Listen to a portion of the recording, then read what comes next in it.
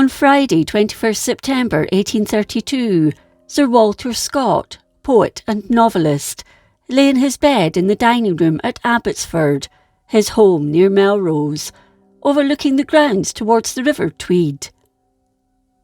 At 1:30 that afternoon, he passed away following a stroke some time earlier.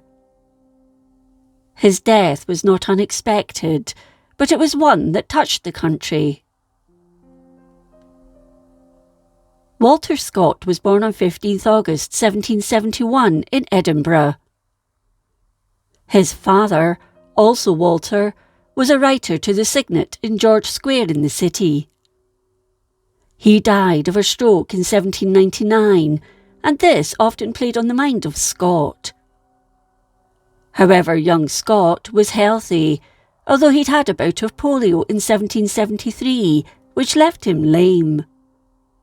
He was sent to his grandparents' farm at Sandy Now, next to Smailham Tower in the Scottish borders, to try and cure the lameness. This greatly influenced his works in later life, as the tower once belonged to the family, and he was steeped in stories and legends of the borders, thanks to his aunt, Jenny Scott, who also taught him to read. In 1779, he enrolled at the Royal High School of Edinburgh, but in 1783 he was sent to stay with his Aunt Jenny at her home in Kelso, where he attended Kelso Grammar School. It was while here he met James Ballantyne and his brother John. He later went into business with them, and they in turn became his printers. In November 1783, Scott began studying the classics at the University of Edinburgh, but in March 1786 he was apprenticed to his father as a writer to the Signet. During this time he met Adam Ferguson, later Keeper of the Scottish Crown Jewels, the blind poet Thomas Blacklock, who introduced him to the works of James Macpherson, famous for Ossian, and Robert Burns. Soon Scott decided to become a solicitor and returned to university to study law. He was still interested in literature and co-founded the Literary Society in 1789. Following his graduation, he became a lawyer in Edinburgh and entered the Faculty of Advocates in 1792. On Christmas Eve 1797, Scott married Charlotte Charpentier, the daughter of a Frenchman, but made a ward of Arthur Hill, Lord Downshire in the Lake District. It was on a trip with old university friends to the area that he met her. They were married at St Mary's Church in Carlisle, and he took her back to Edinburgh, where they rented a house in George Street, as the house at South Castle Street wasn't quite ready to receive Mrs. Scott. The couple had 5 children, and 4 were still alive when he died in 1832, and shortly after the birth of Walter, they moved in to 39 North Castle Street, a spacious house he retained until 1826. In 1801, Scott became a member of the Freemasons, joining the Lodge St David No. 36 in Edinburgh, the same one his father had belonged to, and in 1806 became a church elder at Duddingston Kirk.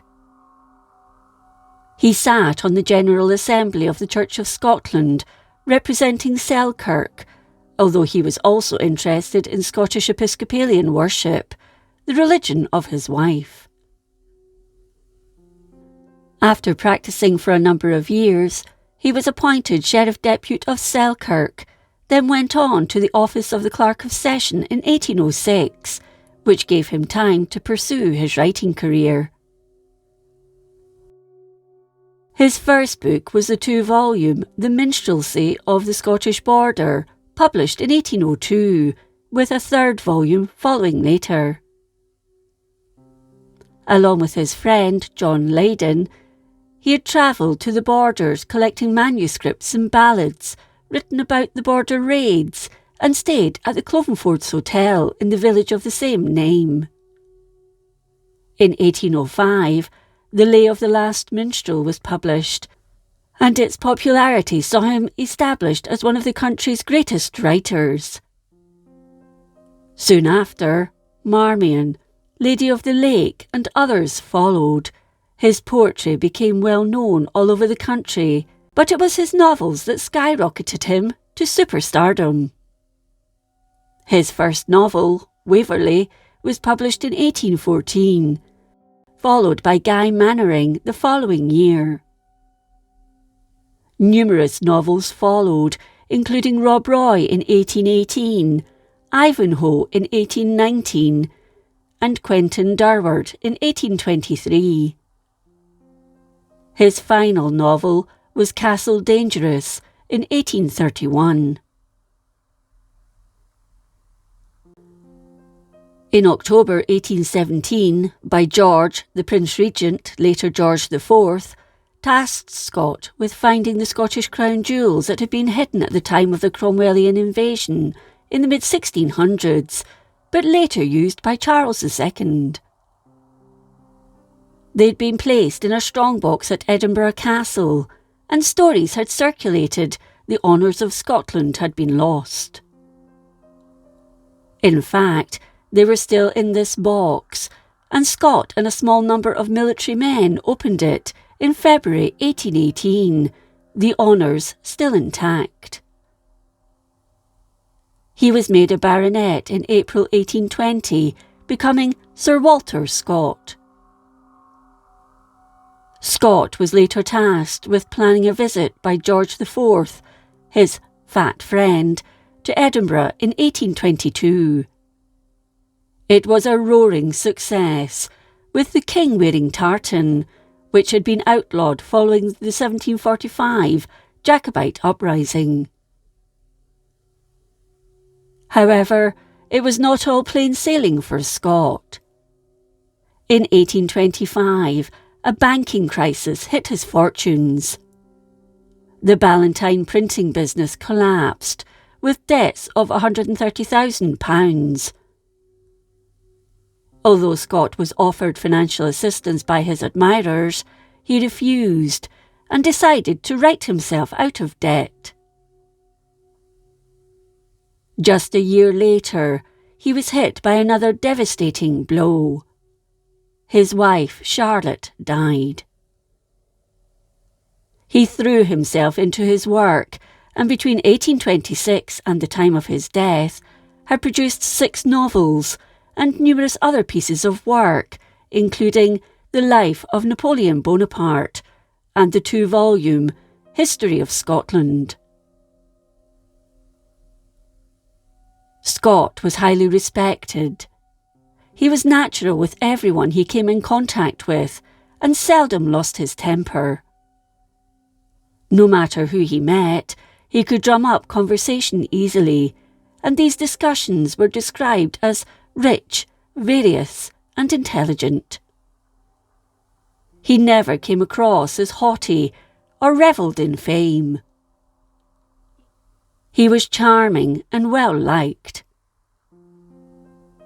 If he had a flaw, it was that he never thought his works were perfect. An example of this was his manuscript for Waverley, which a large part of it lay aside for many years. Such was his unfavourable judgment of it at the time. It was only one day when he was looking out fishing tackle that he happened to come across it again, and rereading it, thought it better than he thought initially. He took regular exercise and was moderate in his habits. He always had the same routine. He woke up around 7 o'clock or earlier, and following breakfast, would sit at his writing desk until around 1 or 2 in the afternoon, when he would then take his beloved dogs for a walk. Although he welcomed visitors, he would only really spend the first day with them, then leave them to their own devices. At Abbotsford, he took great interest in the grounds, planting trees, shrubs and flowers, and during his walks would note their progress. He'd bought the original farmhouse in 1811, once the lease on C.O.AG steel, a large mansion he used during the summer, had run out. Known locally as Clarty Hole Farm, although it was actually Cartley Hole Farm, he renamed it Abbotsford in honour of the monks who used the ford for crossing the River Tweed to their abbey at nearby Melrose. By October 1831, Scott's health was failing. He took a trip abroad visiting Malta and Naples, but on the way home he'd had another stroke, his last. Scott was buried beside his wife at Dryborough Abbey, once owned by the Scott family. His debts were almost paid at the time of his death, and were cleared shortly afterwards. Following his father's death, Scott's eldest son, Walter Jr., inherited his father's title and estate. He died in 1847. Much of Scott's original works were donated to the National Library of Scotland. There are numerous memorials to Scott, including those at Selkirk, Galashiels, Glasgow, and a bust of him at the Wallace Monument in Stirling. But the most prominent is that of the Gothic structure overlooking Princes Street in Edinburgh, which was completed in 1844 and officially opened 2 years later. It's also worth noting that it's thanks to Scott that Scottish banknotes are in circulation. The government wanted to abolish Scottish notes under £5, but there was an outcry thanks to him writing numerous letters to the Edinburgh Weekly Journal, stating it was the right of the Scottish banks to produce their own banknotes. The government backtracked. He appears on the reverse of Bank of Scotland notes to this day, and the Scott Monument appears on Clydesdale Bank banknotes. This modest man is one of the country's most significant literary contributors.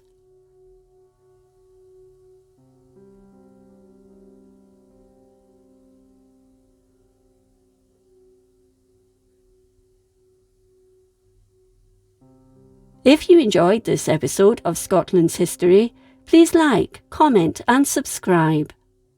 Until next time, thank you for watching.